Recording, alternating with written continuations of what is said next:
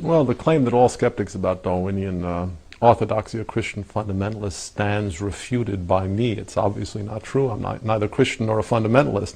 But lots and lots of people are skeptical in the scientific community. I know dozens of mathematicians who scratch their head and say, you guys think this is the way life originated? It's absolutely a preposterous theory. And many, many very significant figures. John von Neumann, one of the great mathematicians of the 20th century, just laughed at Darwinian theory.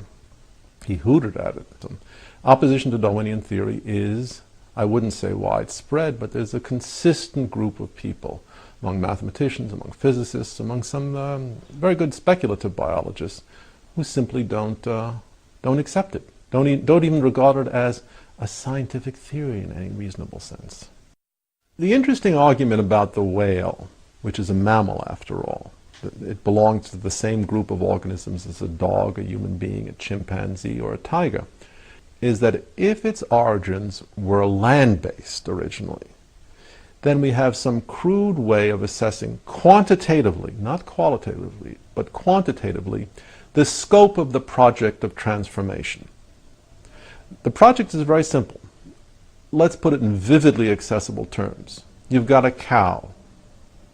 You want to teach it how to live all of its life in the open ocean, still retaining its air-breathing characteristics. What do you have to do from an engineering point of view to change the cow into a whale? This is crude, but it gives you the essential idea.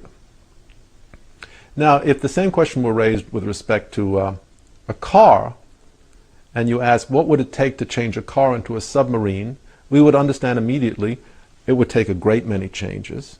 The project is a massive engineering project of redesign and adaptation. Well, the same question occurs with respect to that proverbial cow. Virtually every feature of the cow has to be changed. It has to be adapted. But since we know that life on Earth and life in the water are fundamentally different enterprises, we have some sense of the number of changes. Here's a chance actually to put some numbers on calculations. We're not talking about genetics. We're talking about simple numbers. The skin has to change completely. It has to become impermeable to water. That's one change.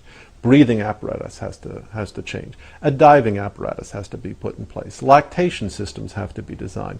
The eyes have to be protected. The hearing has to be altered. Salivary organs have to be changed. Feeding mechanisms have to be changed. After all, a cow eats grass, a whale doesn't. As I say, I've tried to do some of these calculations. The calculations are certainly not hard. But they're interesting because I stopped at 50,000. That is morphological changes. And don't forget, these changes are not independent. They're all linked. If you change an organism's visual system, you have to change a great many parts of its cerebellum, its cerebrum, its nervous system. All of these changes are coordinated.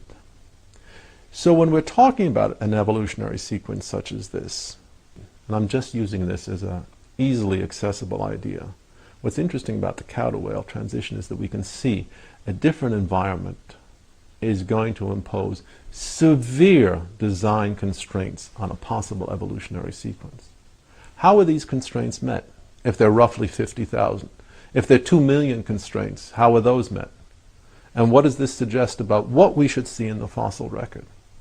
To my way of thinking, if Darwinian hypotheses are correct, it should suggest an enormous plethora of animals, intermediary between, say, Ambulocetus and the next step.